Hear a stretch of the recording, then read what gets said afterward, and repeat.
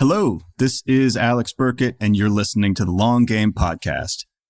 This is a different episode than normal, as it was basically me getting interviewed. I spoke at a Fireside Chat recently in New York City in person with Founders Common. Founders Common is this really excellent community of startup founders and operators here in a few other cities. So the Fireside Chat primarily covered SEO fundamentals with a ton of attention focused on early stage program building, how founders and early operators should be thinking about the channel, but then also where SEO seems to be going, what we're seeing based on our data and experiments and our portfolio of clients across different stages, and how it's evolving for the future and how you should be thinking about it, how you should be preparing for that. So we don't really work with a ton of really early stage companies, as in like pre-seed. I think we have 2 or 3 that we started with at seed stage. We pick and choose, the most ambitious ones, with high scale, high upside potential. And some of those did eventually go on to become much larger organizations that we started with from the beginning. So a good example of that is Jasper. We started working with them pretty much as early as you could, as soon as they pivoted into generative AI, and continued with them through this insane AI boom that we've all been experiencing. We've got a case study on the website where we talk about that. We basically drove over $4 million in attributable ARR from their blog. So I talk about some of those case studies. We've got some new ones in the portfolio too, obviously anonymous, different kind of business models, product models, etc., how they're attacking SEO, how you should be thinking about it as an early stage operator, first principles, things like intertwining brand and product marketing. If you have fast feedback loop needs, thinking through how you can get some faster data cycles through LinkedIn content, through product-led SEO, and how some of these older playbooks like, the broad HubSpot, right, ultimate guides, top of funnel type of stuff may no longer be applicable. And if it is applicable, it's still a very hard and competitive model. So I talked about how I would be thinking about this as a early stage operator trying to make this channel work at scale. And we also talked about some just seemingly complex questions like, what is SEO?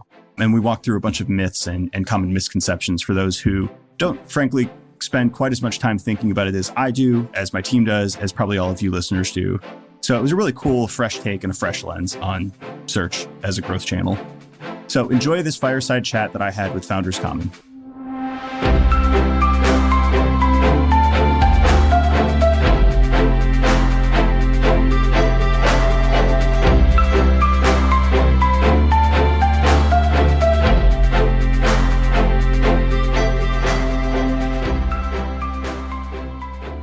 Welcome, everyone. Today, first and foremost, welcome to Founders Common. I know we've got a few new faces here, so this is cool to see you guys. We love doing things like this, just like small, intimate group fireside chats with people like Alex for like tactical insights and feedback and stuff. I'll let Alex introduce himself here in a second, but the guy is an expert in all things SEO. I know it's been a topic that's kind of floated around the community a little bit, just because SEO is one of those things where it's like so ambiguous as to what it actually is. Is it, Google AdWords? Is it, blogs and whatever, just to be able to get picked up online? It's actually funny. Alex was saying that he has no idea what SEO is. I don't think anybody knows what SEO is anymore. Yeah, it's all changing. So it's great to be able to chat about it, because I know it's one of those things where you're just getting up and going, and marketing is one of the first things that you really do care about. So with that, welcome. We'll kind of kick it off. Anybody who's here virtually through the live stream, feel free to put in questions as we're chatting. We've got you up, so we'll be able to kind of just pick off questions as we go. Otherwise, we'll save a lot of time at the end to be able to chat and get some questions answered. And then for everyone that's here, feel free to stick around, hang out, get to know each other, chat with Alex a little bit before he heads out, and then we'll kind of just go from there. Cool. Alex, you want to introduce yourself a little bit? Yep, I'm Alex. Moved to New York a year and a half ago from Austin, Texas. I run a digital marketing agency, organic growth agency. So we do SEO, content production, mostly focused on search, called Omniscient Digital. We're like 18, 19 people full time. Before that, I worked at Workato, HubSpot for 4 years, worked on freemium growth and acquisition. So SEO was a part of it, but I also worked on, experimentation, conversion rate optimization, et cetera. Then before that, a couple early stage startups. So our company works primarily with B2B software companies, kind of ranges the spectrum. So we work with a lot of startups, seed, one pre-seed, a couple series A, and then some like massive enterprises, SAP type companies. very different types of strategies. Awesome. Well, let's kick it off by doing a quick like truth or myth, just like rapid fire. If you want to say truth, myth, and then give it just like one sentence at the end, and then maybe we can elaborate if we want on some. But all right, first one, is SEO Google AdWords? Oh, myth. Yeah. Okay. Is it blogs? Not only, so somewhat of a myth, Okay. but do blogs contribute to SEO? Yes. Complicated. Okay. Yeah. I don't need to do SEO until I'm ready to really launch. Probably a myth, but also nuanced. Okay. Interesting. We'll jump into that maybe at the very beginning. I need a dedicated team to do SEO. I can't do it as a solo or two-man team. I think you could build the foundations, but to truly drive it as a channel, I think you do need dedicated like DRIs, right? Directly responsible people for it. Yeah. All right. Let's tap into SEO first, and we'll get into that when do you start focusing on it, because I think it's very important. What is SEO? Like the big question, if you want to just give like high level in your mind. Yeah, SEO, when you travel back for the holidays and people ask like, what do you do? Like the explain like I'm 5 thing that everybody says is like, I help your business get found on Google, right? When you search like lawn care near me, I help you get found, traffic from Google. But that is kind of no longer the paradigm, right? There's so many different channels and like everybody's got a search engine. YouTube, I think, is the second biggest, if not TikTok, one of those. But all of these platforms have mechanisms, distribution layers, usually algorithmic, that essentially sort user needs and match that with content. And that's kind of SEO is the process of optimizing for that delivery and distribution. What do most people get wrong with it when they just get up and going? I mean, there's a million things, but like if you had to really highlight like the top 3, like where you see a lot of founders making mistakes. There's like kind of a variety of different mistakes depending on your understanding of SEO. Some people get, I think, too bogged down in the details of the algorithms and the Google updates and stuff like that, and they kind of forget like what the core, like I guess like first principle is, which is you're creating something that hopefully solves a problem for your ICP, like your prospective customers, and you're looking at a channel that gets it in front of them. So like, is the thing you're creating valuable? I think if you have that first principle layer, like all of the technical stuff is kind of, it's small potatoes. Outside of that, like there's kind of an understanding based on like 10 years ago SEO of like, stuff a blog post with a bunch of keywords, write about the ultimate guide to marketing automation, the ultimate guide to SaaS metrics or something like that. And that's, what would I say? It's like cargo cult science. It's like you kind of look and reverse engineer what successful companies have done, like HubSpot, who does really well with SEO, but you don't understand why it's working for them, which is like they've got this whole team of SDRs and like nurturing funnels, that pull people who come to those blog posts into their pipeline. So just doing that, I think, especially as an early stage founder, is probably misleading. And then also, I've talked to several companies who are very, very early stage and don't have kind of feasible expectations for how SEO fits into their go-to-market. They maybe look at it like a fast feedback channel, like paid ads or like outbound sales, where like you do it for 3 months and like you can kind of tell like, all right, here's like the ROAS, here's like our return on investment for outbound. SEO is kind of a compounding thing. So it's like, it's a nonlinear return. So month 1, month 2, month 3, your chart might look flat, but year 2, year 3, year 4, if you've built it on proper foundations and there's demand for the search queries that you're going after, that's going to compound. And like, it's kind of like the tip of the iceberg starts to crest through after a while. So it's like the expectation setting is something that we do a lot with early stage founders. I had one who they were going to compete against like Intercom and HubSpot and Drift for like chatbots. And they had like, obviously, 1/100th of the budget. And they're like, we want to do exactly what they're doing. I'm like, I mean, if you started 15 years ago, like maybe you'd have a shot, but like how are you going to feasibly win doing this, So like at what point, if I want to become a HubSpot at some point in time and I want to like mirror what they do, but I'm 1-man team, 2-man team, very small, early stage, like where do I even start? I think you maybe want to even question if you want to be like the HubSpot, like, because I do think like the nature of search is changing. Okay. So a lot of what they did and what the old, at least in B2B, I think it's different in e-commerce. The old B2B model was to just attract a ton of top of the funnel traffic, one-on-one topics, super educational. It was a lot of like college students searching for definitions, right? And then Google came out with featured snippets, so it answered it right on the page. And now AI overviews and ChatGPT and the myriad of different products, Perplexity, et cetera, is kind of snapping that away. So I don't even know if that's necessarily the goal that you would want to go after. The layer that I would think about is like, what does your ICP care about? Like what are their problems that you're facing? How does your product map onto that? Like feature-wise, job speed on-wise, et cetera. And is search an opportunity to find those people at scale? So like a really good example would be Zapier.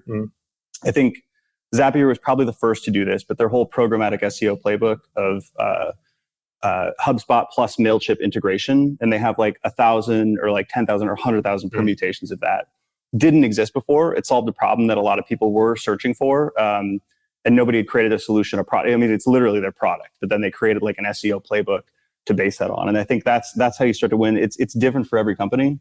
Yeah, it's so interesting too, because like there are so many things that you can build product wise within your startup that kind of work to your advantage in a totally different way. Like you can build product first while also thinking about SEO in the back, and doing something like Zapier, where it's like, this is exactly what the ICP that we're building for. And this is also just, easy to do in terms of baking it into exactly what we're building. So I think it's just a really interesting way to like think about SEO outside of the box of like, I need to be doing blog posts, I need to be buying AdWords.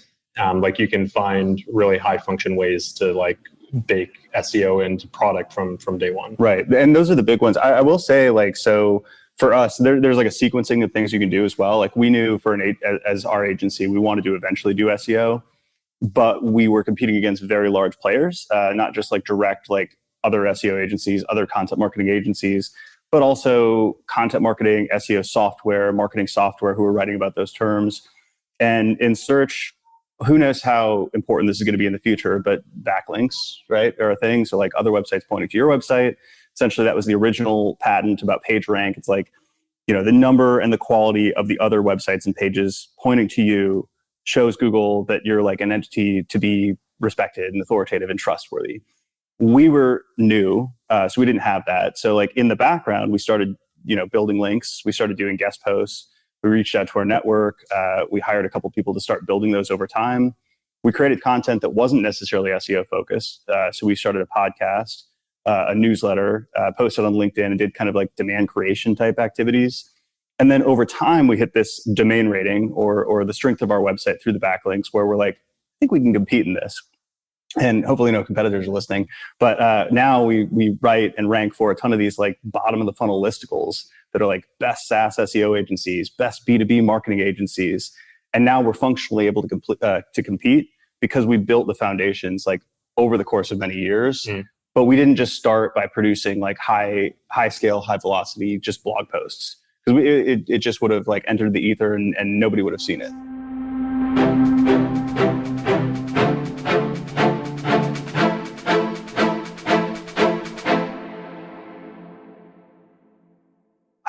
So if you had to focus in on one thing, if I'm solo founder, I've got a million things on my plate, wearing a million hats, SEO is one of them, where would you put your time? Early stage startup, like just getting off the ground? If SEO is very likely to be a propitious channel in the case of Zapier or something like that, where you think it could be one of your top 3 channels, I would start building out that like product-led SEO. So we have a company, there's thinking in examples, right? Because otherwise it's just abstract. And there's one company we work with. It's I think Seed. They're raising their Series A now, and they're an AI design tool. So it's obviously a buzzworthy space with tons of accelerating demand. And they have a really incredible community of creators who are creating templates, basically modules, and like different ways of using their tool. So they're in conjunction with us, like creating this templates library, this like UGC curated library that's kind of like the product-led SEO. And I think you can start building that early on if you think that you're making a big bet that that's going to eventually be a big channel. In other cases, it may be like a looser hypothesis, like maybe this is going to be a big thing. We've got another company who is sort of creating a category. So they're playing in the data quality space, but they're like a new, without getting too wonky, it's like a new way of looking at data quality that's like upstream versus downstream anomaly detection. So like you prevent data quality issues at the top of the process. And they're building for the future. So they're tackling this with a lot of like link building their website, like I talked about, like we did, and then getting in front of these very competitive terms. So eventually they hit those and can eventually like educate people on their unique paradigm. But they're probably spending 80+% of their time on LinkedIn, on their newsletter. They wrote a book. They're doing like fast feedback content marketing. So not even caring about SEO, but like, here's the problem that like VPs of data are facing. They just hammer on that problem over and over, and they talk about like, here's the new paradigm. So they're like really just educating the market. And I think you can get fast, traction, fast feedback on channels like LinkedIn. I'm talking obviously B2B. Like, I don't know, there's obviously other channels, but yeah, I think it's really interesting though, because you hear so much now about like the value in branding. I mean, there's a lot of value in personal branding as a founder and an early hire.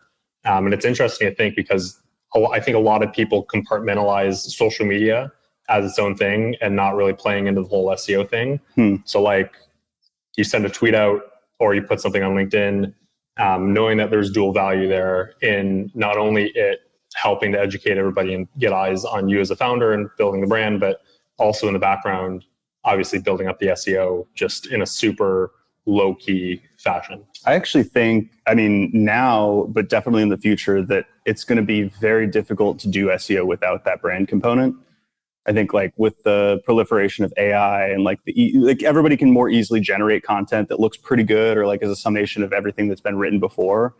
And like if there's no like who or like trustworthy signal, there's no like brand, there's no like somebody like specifically with the intent of searching for this person or this brand, I don't know if necessarily like just generic SEO content is going to work as well in the future. And I think this company specifically is doing well on SEO because they have that like existing demand, that existing like, they have personal brands with like hundreds of thousands of LinkedIn followers, and that's definitely an accelerator. Yeah. How personal branding is, I think it's something you can do on day one as a founder. How should we be looking at SEO as we start to scale up and grow? Should we be looking at it like in a different light, be putting more weight towards it versus like sales versus other things that are part of that go-to-market motion? Yeah, I think it depends a lot on the business model. How would I think about it? Like, so the question is like, as you scale up, like you've built the foundations, you think it's a propitious channel, you've built like either the product lead library or some of the backlinks. Like, how do you think about scaling it? And like, should I be looking at SEO different? Like from day one, I'm a small pre-revenue startup. Should I be looking at SEO differently on day one versus 3 years out when I've now earned millions of dollars? We think about it in three sort of horizons. This is a very loose model. Obviously, there's tons of exceptions to the rule. But the way we'll diagnose somebody when they come to talk to us, like we want SEO, like, what should we do? Is phase one is sort of foundation building. The goal is to hit escape velocity. So that's where you're building out some of your initial topical authority, which is essentially a similar concept to domain authority, domain rating with backlinks, but more so building up a library of content around a sort of singular topic area that shows Google semantically, we're an expert in SaaS SEO or data quality or something like that. So you're building out like incredibly high quality content with unique angles, potentially unique data. If you have like product data or survey data or something that's like novel to the market. So creating the foundational assets there, building links, and essentially your goal is to hit the point where you're competitive, right? Escape velocity. The next phase I would say is scale. That's where you pour more money into it. You accelerate sort of longer tail permutations of those core topic areas. So if you're writing about data quality generally, you maybe start to partition that out into the biggest verticals that you're serving. So financial data quality, healthcare data quality, upstream data, like you basically like fill out that topic cluster. You start to augment with different playbooks. So in some cases, there may be opportunities for programmatic SEO, whether templates, libraries, or glossary terms. It really depends on the business model. And then I would start thinking about conversion and really like thinking about how you're tying that back to revenue. Again, really depends on the business model. We've worked with a lot of product-led growth companies where it's, last click, single session attribution. Somebody signs up for a freemium product or a free trial. You can tie that back to value. In other cases, you're looking at the customer journey and doing revenue attribution and saying like, all right, this piece of content has a low conversion rate, but it's contributed to $5 million in pipeline. Whereas this one's got a shitload of traffic and it's got a high conversion rate, but it's all kicking the tires MQLs that never converted to revenue. But I would start thinking about conversion rate optimization and revenue. And then final phase, this is the largest enterprises that we work with. They don't necessarily care about moving the needle 10% year over year. They're like, how do we dominate our category? Like, how do we essentially saturate share of search, mind share in search? How do we outcompete everybody and start to not only think about our website and our own rankings, but how are we mentioned everywhere that's essentially in the customer journey? So if there's a keyword like best AI design software, it's like, sure, we could rank our page, but then there's a review site, there's 10 affiliate bloggers, there's a YouTube video. The SERPs are an incredible mix of different modules now. How do we appear on all of those? And how are we essentially the obvious number one choice? How do we become the Salesforce or whatever that is, Yeah. How does the SEO role evolve throughout a company's growth?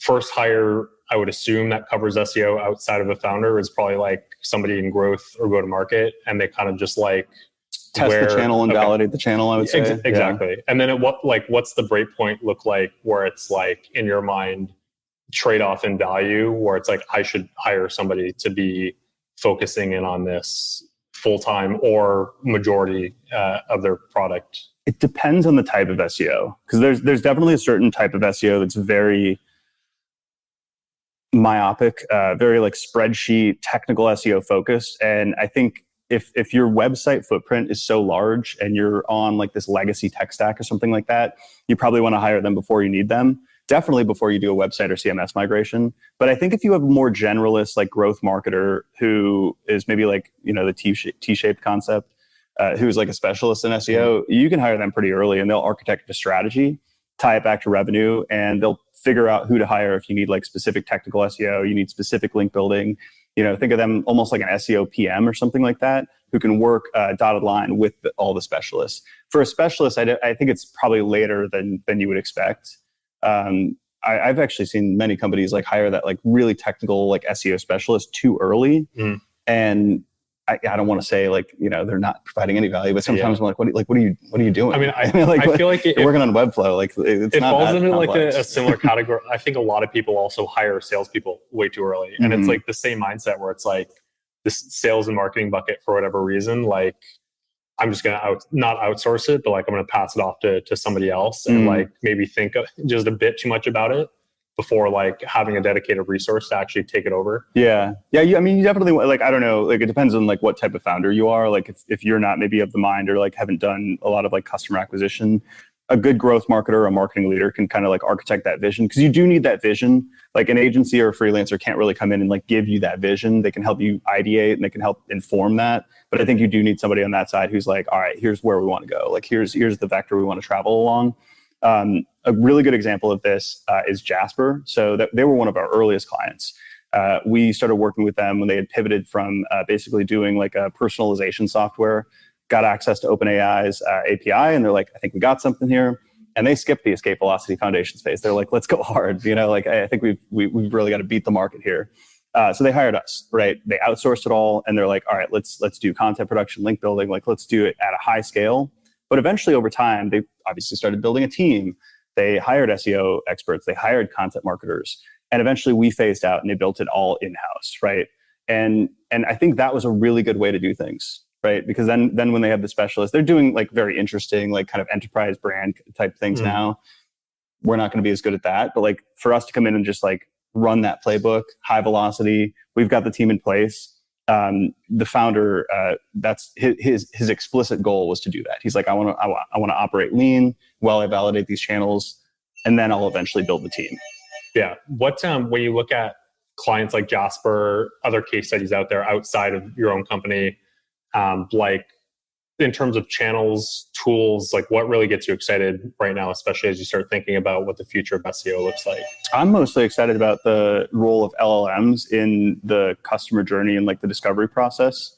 So I think like fundamentally, like as a consumer or as a searcher, like there's still obviously like hallucinations and like sometimes it's frustrating, but it's better experience, right? And in many cases, like the way I'm using these tools is much more nuanced than Google, where I'll still Google search stuff. Like I'll be like, I'm watching a movie. I'm like, I wonder what the IMDb rating is, or like the Rotten Tomatoes, or like 2-word searches that are really simple, just top of the mind.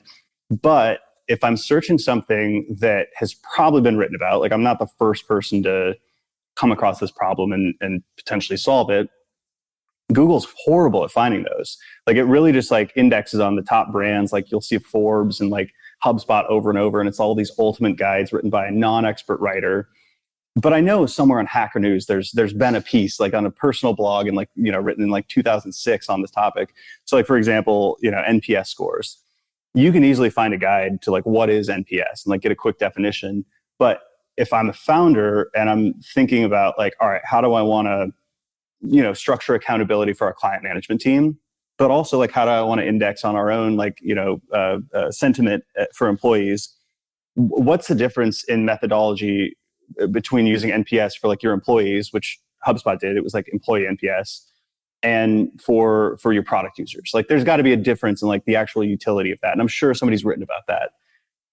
I would not go to Google for that. Like I would definitely go to Perplexity or ChatGPT or something.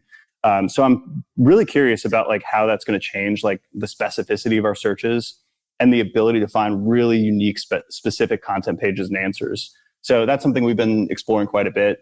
And then also like in that discovery phase, when you're in market for a product, I mentioned like the best AI design software, best SEO agencies. You can type that in, you can go to G2, you can go to a bunch of review sites now. But you can also go to ChatGPT and like, ask specifically for you. Like I'm a Series B startup. We've done a little bit of SEO. I'm looking for agencies that are in the US who specialize in B2B. And then hopefully like you can get like a more specific curated list. Then you're probably going to go do some further research and click on their websites. And like all of the traditional SEO stuff is still going to apply. And I also think some of the traditional SEO stuff parlays into you being included there. Kind of like this mixture of like product marketing, brand, and traditional search marketing. So I'm spending most of my time thinking about that.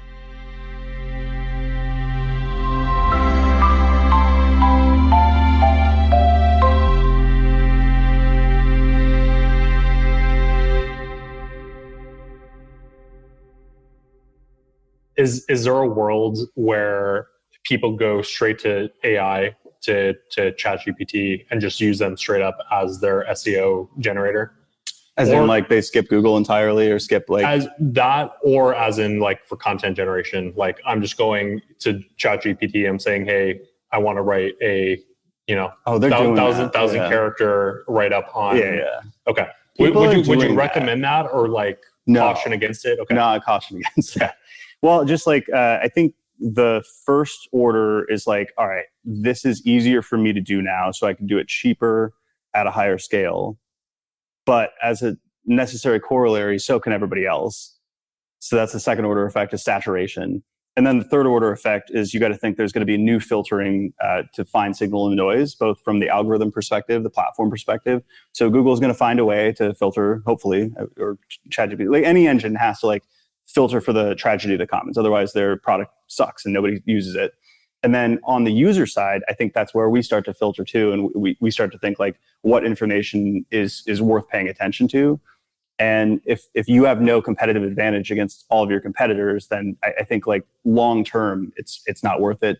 And we've just seen so many like terrible case studies of like, yeah, you do that for a few months, Google indexes you get like mad traffic, and then it's like Icarus, flew too close to the sun, and just you get shot down, and then you're in the tank, you're in the hole, and you have to like build yourself out. Now you have 1,000 pages of really shitty content. And you're like, all right, what do I do with this? So there's definitely value in quality over quantity. I think so. I think that's also a big misconception where it's just like, I'm going to pound out like 1,000 word after 1,000 word after 1,000 word mini articles and just get myself out there, cast a super wide net, and I'm going to start to just like catch, on Google AdWords and on search and whatever else. Yeah. Well, yeah, there's the competitive problem that I mentioned. I think there are like smarter ways that you can do that. Like if it's extremely generic, I don't even know what the value of like getting that traffic would be. Like if you're just like, write me a blog post about the paleo diet, like, I don't know, like if you can write that and generate a blog post, then anybody else can just go to ChatGPT and get that same thing. So why would they go to your website for it? It's like, there's no real value. But I think there's smart ways to use these tools. Like we're obviously using them a ton, like in the research process. There's really cool things you can do, like hybrid strategies. Like we're recording this and maybe I'll say something intelligent. And then we could basically pull that into a custom GPT that's trained on my brand voice. I can upload, 100 essays and abstract that away, build a style guide, and then say, hey, write me an outline based on like, and then I'll upload the transcript. And then I have an outline for a blog post and I can start to fill it in a little bit. So then it's like this hybrid where it's like still, unique insights that came from your brain. There's still some curation and you're using it to like sort of do the manual process of thinking, how would I outline this blog post? How, like, what's the goal? Like, what's the keyword? Like, does it attach to that? And you can start to automate some portions of that. But I wouldn't just blanket, like, just pump them out, Who, outside of your client list, like, who are some really great role models that we can be looking to that do SEO like in a really great way? Because I feel like something that's super helpful for me as I'm building is I like role model everything out where it's like, these guys are doing great in this category. Like, let me take something from their playbook almost. And SEO being as big as SEO is, I'm sure there are a lot of people out there who are doing some really cool things. Yeah. He never like talks. He doesn't go on like tons of podcasts and stuff, but John Henry Shirk is really good. Kind of a frenemy, right? He's super sharp. Eli Schwartz. So he speaks a lot to the product-led SEO. He wrote a book called Product-led SEO. And I think is really he's more of a growth marketer mindset that uses SEO as a channel. So I would kind of like, there's really smart SEO minds, but I like for founders and earlier stage startups, I wouldn't necessarily recommend like diving into the weeds on like I don't know, semantic SEO, like internet, like all these really deeply technical things. Like I don't necessarily know if that's super valuable. High level, if you want to stay like up to date on what's changing, what patterns are emerging. Lily Ray does like amazing, like it's like newsworthy, but like with commentary. Like, oh, Reddit has increased their traffic by 400% in the last 3 months. Where's that like coming from? Obviously, it's a finite pie on Google search. So like, what brands lost? And like, you can start to pattern connect based on that. I don't like to get too into like the ephemeral trends though. I think applying like a foundations layer and then thinking, sort of like taking strategic bets as to where the future is going based on what we know about user behavior is probably a smarter way to go about things. I'll try to think. Yeah, that's pretty good. It's a good start. Awesome. This has been great. The last question I want to leave the table, like out on the table before we get to Q&A is just the future of SEO. Like, what are some of the big things that we should be on the lookout for? We talked about AI and LLMs and everything like that, but like, any big changes that you're like looking for or trying to like start to index against and prep? I feel, there's so much conjecture. It's like we're definitely taking bets on certain things. I would bet that LLMs are going to be increasing in popularity. So like figuring out a way for your brand to appear there for like core categorical keywords. I think informational stuff too. I don't necessarily know if there's a playbook yet, but it's obviously in the back of all of our minds in the SEO space. Where is the attention going? And like, what are those signals, like on social? Like, I think like some people get very defensive of their channel. So people who are not SEOs will look at AI and be like, all right, now SEO is dead. But then they don't think like, all right, well, AI can also serve the same saturation problem on LinkedIn. Like if it's all AI generated content, you're going to have an abundance of competitors. Everything's going to sound similarly. So there's probably going to be less individual reach for an individual person there too. So again, there's like the same filtering, the signal and noise problem there.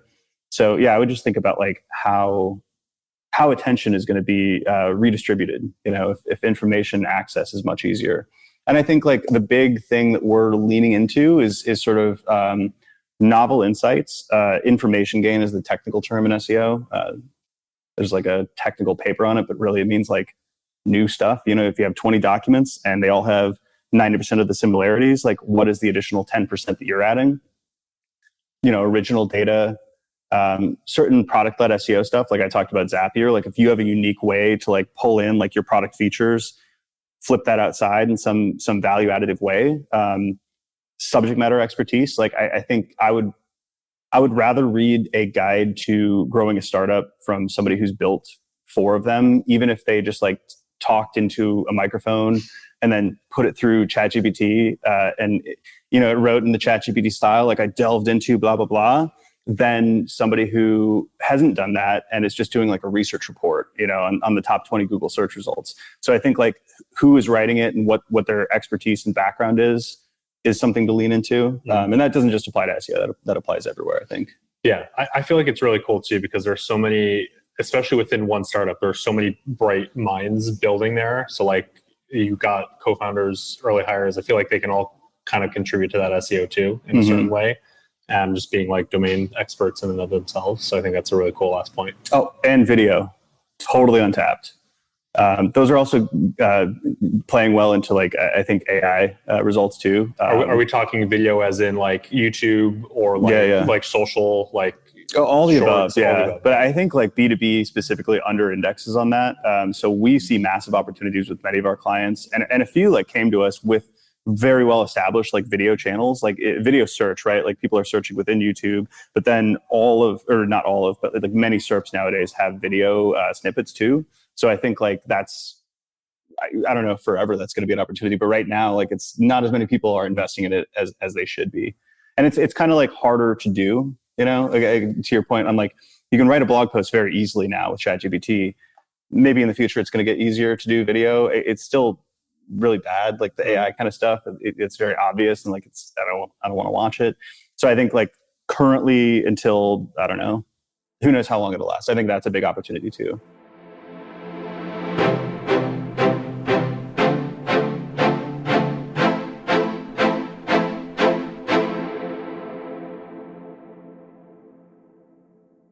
Let's open it up to everyone here. Everyone on live chat, feel free to put questions in live chat and we'll kind of read them off here and there. I'll take this mic off so that we can toss it around to everybody. Questions? Yeah, questions, anybody? Catch it. Sorry, RIP everyone who had headphones on. This was super interesting, so thank you for being here and everything. Yeah, I'm a photographer. I work a lot with not just photography, but mostly photography and video and design for a lot of consumer product brands and also B2B companies. But I think a lot in terms of content and like the product itself. And a couple of my like more performant clients, I would say, lean into talking about product market fit and understanding the problem they're solving.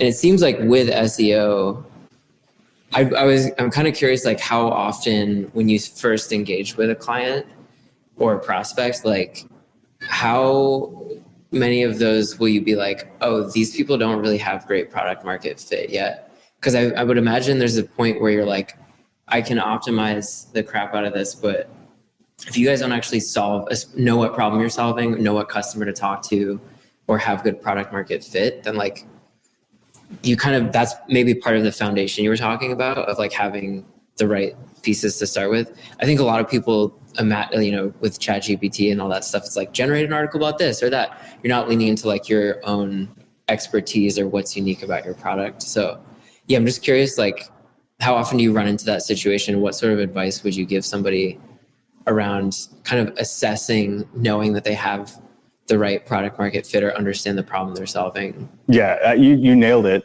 We've turned away a ton of prospects because I won't even say too early, because you can pivot like way later, like once you've established product market fit, and now you're like, oh, I want to serve a completely different like ICP or persona. And we had one client who did that. They had a whole library built up of content that was like targeting sort of education, higher education. And then halfway through, when they were working with us, they're like, hey, no more. We're going for enterprise. We're going for enterprise B2B businesses. And, that's a completely different SEO play. It's a completely different topic, subject matter. It's a completely different go-to-market. So they basically had all this topical authority. Their whole backlink profile is built up on the literally for educators, like topics. And it was kind of like we couldn't really pivot. So they had all that built up. In the earlier stages, if they don't have a true like ICP in mind, like the problems that are associated, like the pain points they're looking to solve, and then if we can't layer on like their product on top of that, we're just doing service level SEO, which could get washed away with the tide. It's basically a sandcastle. So we want to. SEO is not one of those short-term channels where you figure out if you've got product market fit. It's something that you build for your longer-term vision once that's kind of more set in stone. So yeah, and even like if you have product market fit, the messaging frameworks that like a good product marketer will put together fuel into and accelerate and form the foundations of a great SEO strategy. So we'll often even refer out to like a great positioning and messaging expert before we look at ourselves as like a growth agency. We're there to like pour gasoline on a fire that already exists, not start something from scratch. Yeah, I guess, and I don't want to hog the mic, but I kind of have a follow-up question on that. Because I was curious when you mentioned a little bit about brands earlier, and I'm curious I guess if there's any general advice around that you have around like creating brand or tapping into the brand that you have. Because I think there's both putting the right information out there, but then there's also saying it in a voice that feels unique and ownable. I don't know how much that's like your job to figure out, but I'd be curious if you've seen any great examples or if there's certain things where you're like either things to avoid or things that you're like, oh, that's really genius. Yeah. I wish I did. I have very little theory of mind for brand marketing. Okay. And even the word brand, like I don't necessarily know what it means because it means different things in different contexts. Like in SEO, people talk about a brand. It's just something that people search for, right? Branded search volume. Brand is also like this gestalt, like a sentiment that somebody has in their brain when they think about Coca-Cola or something like that. It's also like the aided awareness of like, hey, which sodas do you drink or which sodas do you know about? And you list them off. And then within content and SEO, there's more of a specific connotation, which is like how, like what is your like stylistic component that differentiates you other than just the technical things that you're doing. And that's where we do play into that a little bit. So we'll do sort of brand POV exercises. We talk about like, what's your angle? Like, what's your, contrarian opinion on the market? Like, how should we be speaking about these things in relation to the generic topic of conversion rate optimization, right? Like you could have that and somebody who we work with could say, well, we believe X, Y, and Z about this. And then the stylistic components come in with like how you actually write about that, which is like, everybody says friendly, but professional, right? Like that's like generic, right? That's how ChatGPT writes. We've had companies come in and they're like, we want to be like the Matthew McConaughey, like we want to be the Rick Rubin of this. And then we just invoke that. The marginal value of that, I'm not quite sure. Obviously in some spaces, like if you're Gary Vaynerchuk, like that brand and that style and like that voice is almost as important as the substance of the message. And then in other spaces, like I don't necessarily know if like the way that IBM and SAP write, one, if it's different at all, but two, if it is different, if it matters. So that's where I'm kind of a noob in that area. No, it's interesting. Any other? Hey, I'm Jack. Thank you for doing this. Really helpful. I think at the beginning you mentioned something about it taking a couple of years really to set that foundation. If you're just starting out, what are some ways to measure success of like early SEO efforts? Yeah, totally. And you can go faster than that. I will say, like, one, if you have a lot of money and aggression, or two, if you're in a space that's less competitive. So we're working, B2B is quite saturated for SEO, especially when you get into like MarTech. Like if you're selling a CRM or something like that, good luck. What metrics do you look at for early indicators? I would say this is maybe controversial. Like a lot of SEOs don't think that domain rating or domain authority matters. I say there's high correlation. So just the fact that you're getting links and mentions from other sources, that's going to be like a trust indicator to look for, usually a leading indicator, or at least like, I think it's a facilitator of your future efforts. And then you can look at like early signals that like your content is like at least being indexed. So is it, once you publish a page, is it sitting on page 6 of Google, 7? That's a good sign, especially if you're very early stage. And then the cascade of that from page 6 to page 4 to page 3, that directional movement. So again, some SEOs think that's vanity, but like, I think it does matter if you're going after the right keywords, the right, ranking movements is a positive sign that if you're to basically like wait a little longer, pour more fuel on the fire, like eventually that's going to like result in traffic, hopefully conversions, right? So yeah, we look at those as like leading indicator KPIs. Hey, I'm Victor. I work with Jack. So I'm going to go the step before measuring. We're so early. What are the things you would say tactically we should be doing? The SEO for me is like such a buzzword, and I'm a former consultant. I love buzzwords, but like what tactically could I be doing either every day or every week to help? What's the business or industry? So we are a reservation platform for large groups and events. So we are targeted towards consumers. Ooh, okay.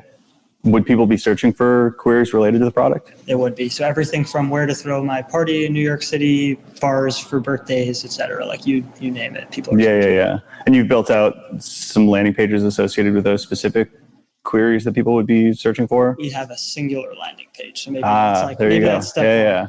Well, I would map out like the voice of customer and like the jobs to be done that relate to what you do, and just build discrete pages for each of those. I don't necessarily know the search volume for those things. I would imagine that there is. What were some of those that you had mentioned? Parties in New York, or like birthday parties in New York? Bars for birthdays in New York, places to throw my party. Yeah, people have to be searching for those, right? So the venue names specifically also come up. Like, yeah. The other things that you could be doing, I think like the digital PR side is going to be important because it's probably like a buzzworthy and interesting product that people would be, willing to write about or mention. So whatever kind of like schmoozing and touring you can do to get, mentioned in other sources, because that's going to parlay into the rankings later down the line with the link building. I'd be interested if like you could do like original research or like some novel like data and insights around sort of like these events in New York. If that doesn't exist already, like I would think that would be like a value additive thing even outside of SEO. But then, you create a page, you create a report for that, pitch that to a bunch of people, post it on social. Like it's one of those assets that has kind of like distribution value outside of search, but that's just high level idea. I don't know if that's a good idea, but that's what I would be thinking. Yeah. That's really helpful. Thank you. Mm-hmm. Cool. Thanks, Alex. Thank you. Where can everyone find you? Find the agency? Where can we get connected? This is the worst. Our name is Omniscient, which is hard to spell.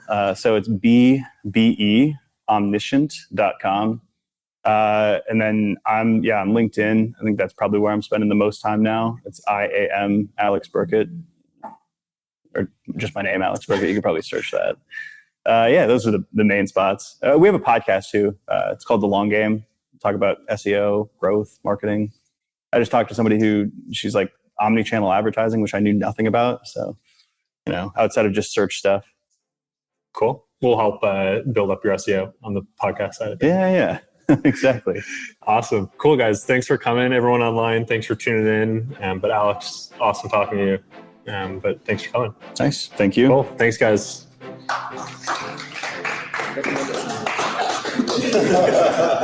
All right.